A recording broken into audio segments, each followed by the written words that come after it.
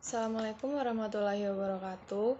Video ini dibuat untuk memenuhi tugas mata kuliah karya tulis ilmiah yang diampu oleh dosen Bapak Dr. Mas Agus M. Tibrani MSI dan Ibu Nike Anggraini MSI. Analisis kritis artikel jurnal yaitu keanekaragaman Bryophyta lumut daun di Tanjung Senai dan sumbangannya pada pembelajaran biologi SMA. Disusun oleh Cindy Pamora dengan NIM 06091981823077. Calon skripsi.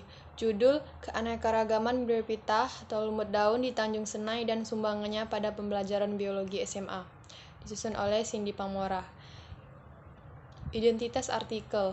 Judul 1 yaitu inventarisasi dan keanekaragaman tumbuhan Bryophyta dan Petrophyta pada ketinggian yang berada di Taman Hutan Raya Tahura KGVAA Mangkunagoro 1 Ngargosoyo Kabupaten Karanganyar Provinsi Jawa Tengah.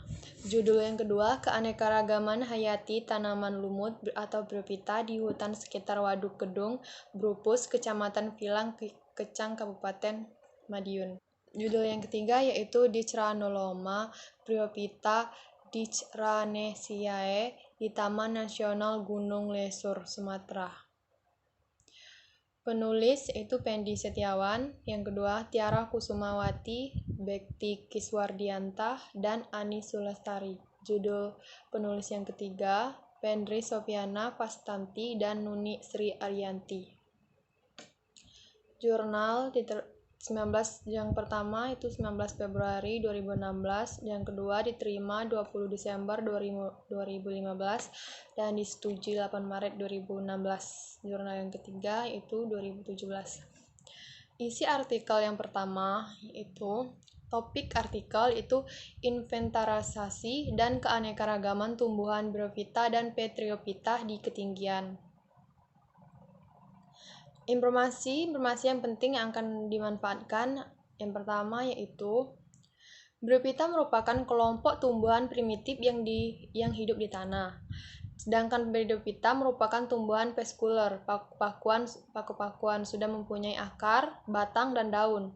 Nah, tujuan penelitian ini untuk mengetahui jenis-jenis dan indeks keanekaragaman jenis tumbuhan Bryophyta dan Petrophyta. Nah, pemanfaatannya, informasi ini menjelaskan Bryophyta dan Petrophyta.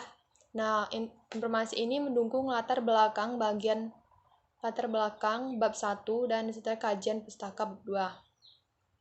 Yang kedua, mengenai jenis-jenis tumbuhan Bryophyta dan indeks keanekaragaman jenis tumbuhan Bryophyta dan Petrophyta di Taman Hutan Raya atau Tahura. Nah, informasi ini menunjukkan jenis dan indeks di Taman Hutan Raya sehingga mendukung latar belakang bagian bab 1 dan kajian bab 2. 3 itu indeks keanekaragaman paling tinggi pada stasiun C1 1,400 mdpl sebesar 0,68 yaitu yang mendominasikan Pogonatum ciratum. Sedangkan yang paling rendah pada stasiun A yaitu 1000 mdpl sebesar 0,51 yang mendominasi Riccia sp. Indeks dominasi paling tinggi pada stasiun A yaitu 1000 mdpl sebesar 0,48, sedangkan paling rendah pada stasiun C yaitu 1,400 mdpl sebesar 0,31. Keanekaragaman tumbuhan Bryophyta dan Petrophyta di hutan Tahura tersebut. Informasi ini menunjukkan keanekaragaman tinggi stasiun oleh yang disebabkan itu, informasi ini akan diletakkan pada latar belakang bab 1. Keempat, Taman Hutan Raya sebagai salah satu contoh kawasan konservasi yang terdapat dalam Undang-Undang Nomor 5 1990 merupakan kawasan pelestarian alam untuk tujuan koleksi tumbuhan dan satwa yang alami atau buatan, jenis asli dan atau bukan asli yang dimanfaatkan bagi kepentingan penelitian, ilmu pengetahuan, pendidikan, dan menunjang budidaya. Taman Hutan Raya ini merupakan salah satu bentuk hutan yang mempunyai keanekaragaman hayati yang tinggi. Nah, informasi ini menunjukkan kawasan hutan dan kawasan pelestarian. Nah, di sini mendukung di latar belakang pada bab 1 dan kajian pustaka bab 2. Yang kelima, setelah dilakukan penelitian dan inventarisasi tumbuhan pada ketinggian yang berbeda, memperoleh data keanekaragaman tumbuhan lumut yaitu 7 jenis dari 2 bangsa, yaitu bangsa Brisales dan bangsa Marsantiales.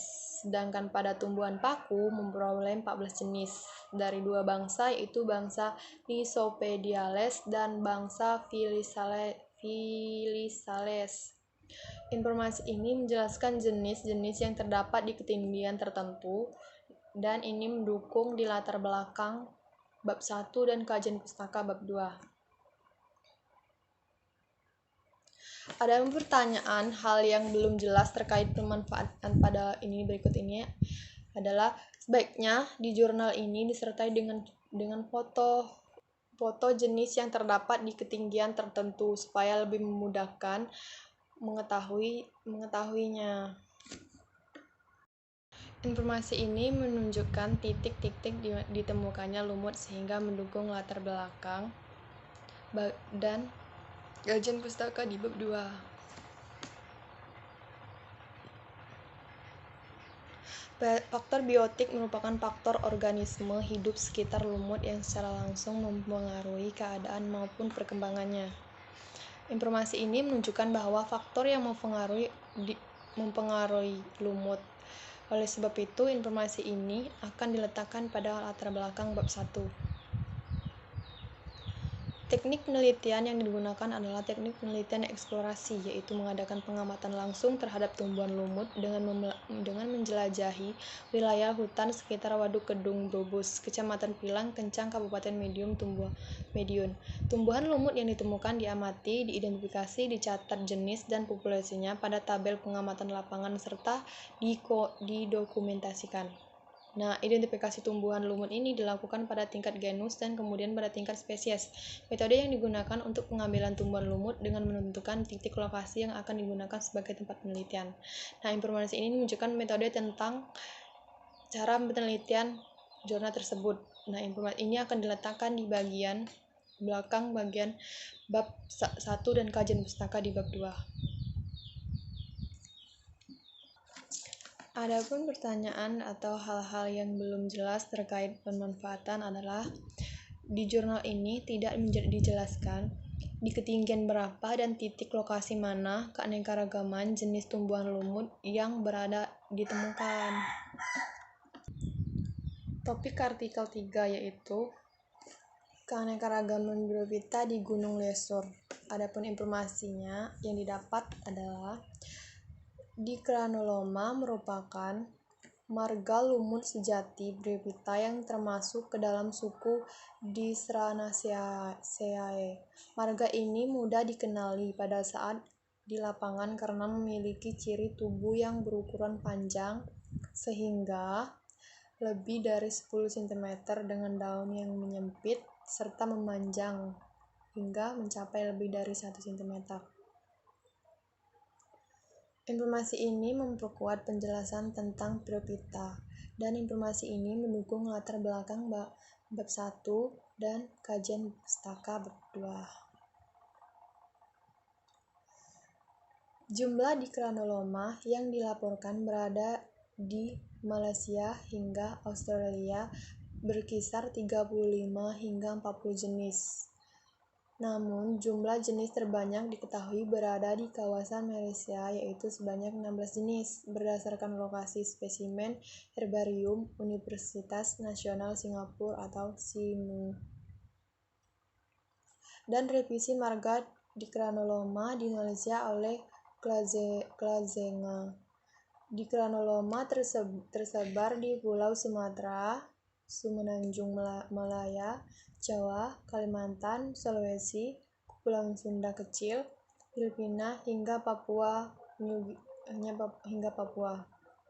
Hingga saat ini hanya ada 5 nomor koleksi di Gramamela dari Sumatera yang tersimpan di Herbarium Bogoriensis. Baiklah, itulah penjelasan dari saya. Terima kasih dan semoga bermanfaat.